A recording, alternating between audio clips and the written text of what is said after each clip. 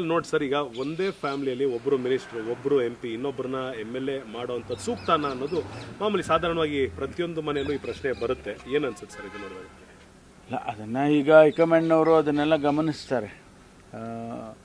ಅವರು ಕೆಲವು ಪ್ಯಾರಾಮೀಟರ್ಸ್ಗಳನ್ನ ಇಟ್ಕೊಂಡಿರ್ತಾರೆ ಹೈಕಮಾಂಡಲ್ಲಿ, ಅದನ್ನು ನೋಡ್ತಾರೆ. ಆಮೇಲೆ ಜೊತೆಗೆ ಪೊಲಿಟಿಕ್ಸು, ಇವತ್ತಿನ ಪೊಲಿಟಿಕಲ್ ಸಿಚುವೇಶನ್ ಹೇಗಿರುತ್ತೆ, ಈಗ ನಮಗೆ ಹೆಚ್ಚು ನಮ್ಮದೇ ಸೀಟು, ಎರಡೂ ನಮ್ಮ ಪಕ್ಷದವರೇ ಗೆದ್ದಿದ್ದು. ಸೊ ಅದನ್ನು ಗೆದ್ಸ್ಕೊಳ್ಳೇಬೇಕು ನಾವು, ಬಿಟ್ಕೊಡೋಕ್ಕಾಗೋದಿಲ್ಲ. ಆದ್ದರಿಂದ ಅದು ಮುಖ್ಯ ಅಂತೇಳಿ ಅವರು ತೀರ್ಮಾನ ಮಾಡ್ತಾರೆ. ಎರಡೂ ಕಡೆ ದೊಡ್ಡವರಿದ್ದ ಗಲಾಟೆ ಶುರು ಆಗಿರೋದ್ರಿಂದ ಇದನ್ನ ನಿಭಾಯಿಸಕ್ಕಾಗತ್ತೆ. ಇಲ್ಲೂ ಕೂಡ ಹೈಕಮಾಂಡ್ ಎಂಟರ್ ಆಗಬೇಕಾಗುತ್ತಾ ಫ್ಯಾಮಿಲಿ ಒಳಗಡೆ?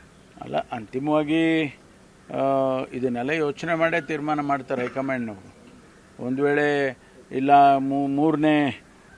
ಮೂರನೇವರಿಗೆ ಬೇಡ, ಫ್ಯಾಮಿಲಿನಲ್ಲಿ ಇಬ್ಬರಿಗೆ ಮಾತ್ರ MP ಇದ್ದಾರೆ, MLA ಇದ್ದಾರೆ, ಮಂತ್ರಿ ಇದ್ದಾರೆ ಅಂತ ಅವರೇನಾದರೂ ಆ ರೀತಿ ಅಂದ್ಕೊಂಡ್ರೆ ಅವಾಗ ಅವರು ಬೇರೆಯವ್ರಿಗೆ ಕೊಡೋಕ್ಕೆ ಯೋಚನೆ ಮಾಡ್ತಾರೆ. ಇಲ್ಲ, ನಾವು ಬೇರೆ ಅವರಿಗೆ ಕೊಟ್ಟರೆ ಗೆದ್ದಿದ್ದಾರೆ, ಇಲ್ಲದೇ ಇದ್ರೆ ಆಗಲ್ಲ ಅಂತ ಏನಾದರೂ ವರದಿ ಬಂದಿದ್ದರೆ ಅದು ಆ ರೀತಿ ಯೋಚನೆ ಮಾಡ್ತಾರೆ. ಎರಡೂ ಕೇಸಸ್ಸಲ್ಲೂ ಅದೇ ಇದೆ.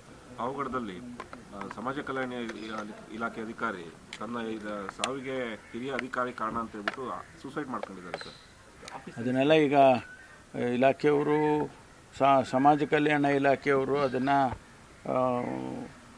ಪರಿಶೀಲನೆ ಮಾಡಿ ವರದಿಯನ್ನು ಕೊಡಬೇಕು, ಕ್ರಮನೂ ತಗೋಬೇಕು. ಯಾಕೆಂದರೆ ಅವರು ನೇರವಾಗಿ ಜಾಯಿಂಟ್ ಡೈರೆಕ್ಟರ್ ಮೇಲೆ ಹೇಳಿದ್ದಾರೆ. ಅದು ಜಾಯಿಂಟ್ ಡೈರೆಕ್ಟ್ರು ಆ ರೀತಿ ಮಾಡಬೇಕಾದ್ರೆ ಇನ್ಯಾರಾದರೂ ಕಾರಣನ ಅಂತ ಅದನ್ನು ನೋಡಬೇಕಾಗುತ್ತೆ. ಅನೇಕ ಸಂದರ್ಭದಲ್ಲಿ ಹಿರಿಯ ಅಧಿಕಾರಿಗಳು ಕೆಳಗಿನ ಅಧಿಕಾರಿಗಳು ತಪ್ಪು ಮಾಡಿದಾಗ ಏನಾದರೂ ನೋಟಿಸ್ ಕೊಡೋದು ಮಾಡೋದು, ಇದೆಲ್ಲ part of the administrative procedures. ಅಂಥದ್ದು ಏನಾಗಿದೆಯೋ ಅಂತ ಅದೆಲ್ಲ ವರದಿ ಕೊಟ್ಟ ಮೇಲೆ ಕ್ರಮ ಸೋಷಿಯಲ್ ವೆಲ್ಫೇರ್ ಡಿಪಾರ್ಟ್ಮೆಂಟಿಂದ ಕ್ರಮ ತಗೊಳ್ತಾರೆ.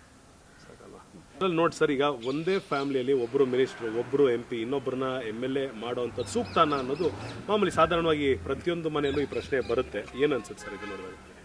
ಇಲ್ಲ, ಅದನ್ನು ಈಗ ಹೈಕಮಾಂಡ್ನವರು ಅದನ್ನೆಲ್ಲ ಗಮನಿಸ್ತಾರೆ.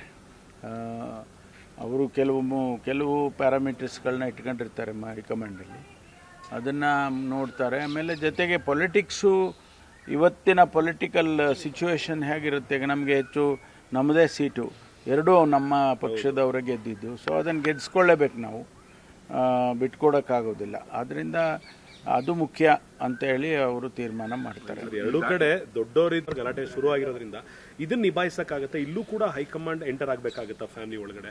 ಅಲ್ಲ, ಅಂತಿಮವಾಗಿ ಇದನ್ನೆಲ್ಲ ಯೋಚನೆ ಮಾಡೇ ತೀರ್ಮಾನ ಮಾಡ್ತಾರೆ ಹೈಕಮಾಂಡ್ನವರು. ಒಂದು ವೇಳೆ ಇಲ್ಲ ಮೂರನೇವರಿಗೆ ಬೇಡ, ಫ್ಯಾಮಿಲಿನಲ್ಲಿ ಇಬ್ಬರಿಗೆ ಮಾತ್ರ MP ಇದ್ದಾರೆ, MLA ಇದ್ದಾರೆ, ಮಂತ್ರಿ ಇದ್ದಾರೆ ಅಂತ ಅವರೇನಾದರೂ ಆ ರೀತಿ ಅಂದ್ಕೊಂಡ್ರೆ ಅವಾಗ ಅವರು ಬೇರೆಯವ್ರಿಗೆ ಕೊಡೋಕ್ಕೆ ಯೋಚನೆ ಮಾಡ್ತಾರೆ. ಇಲ್ಲ, ನಾವು ಬೇರೆ ಅವರಿಗೆ ಕೊಟ್ಟರೆ ಗೆದ್ದಿದ್ದಾರೆ, ಇಲ್ಲದೇ ಇದ್ರೆ ಆಗಲ್ಲ ಅಂತ ಏನಾದರೂ ವರದಿ ಬಂದಿದ್ದರೆ ಅದು ಆ ರೀತಿ ಯೋಚನೆ ಮಾಡ್ತಾರೆ. ಎರಡೂ ಕೇಸಸ್ಸಲ್ಲೂ ಅದೇ ಇದೆ. ಅವಘಡದಲ್ಲಿ ಸಮಾಜ ಕಲ್ಯಾಣ ಇಲಾಖೆ ಅಧಿಕಾರಿ ತನ್ನ ಸಾವಿಗೆ ಹಿರಿಯ ಅಧಿಕಾರಿ ಕಾರಣ ಅಂತ ಹೇಳ್ಬಿಟ್ಟು ಸೂಸೈಡ್ ಮಾಡ್ಕೊಂಡಿದ್ದಾರೆ ಸರ್. ಅದನ್ನೆಲ್ಲ ಈಗ ಇಲಾಖೆಯವರು, ಸಮಾಜ ಕಲ್ಯಾಣ ಇಲಾಖೆಯವರು ಅದನ್ನು ಪರಿಶೀಲನೆ ಮಾಡಿ ವರದಿಯನ್ನು ಕೊಡಬೇಕು, ಕ್ರಮನೂ ತಗೋಬೇಕು. ಯಾಕೆಂದರೆ ಅವರು ನೇರವಾಗಿ ಜಾಯಿಂಟ್ ಡೈರೆಕ್ಟರ್ ಮೇಲೆ ಹೇಳಿದ್ದಾರೆ. ಅದು ಜಾಯಿಂಟ್ ಡೈರೆಕ್ಟ್ರು ಆ ರೀತಿ ಮಾಡಬೇಕಾದ್ರೆ ಇನ್ಯಾರಾದರೂ ಕಾರಣನ ಅಂತ ಅದನ್ನು ನೋಡಬೇಕಾಗುತ್ತೆ.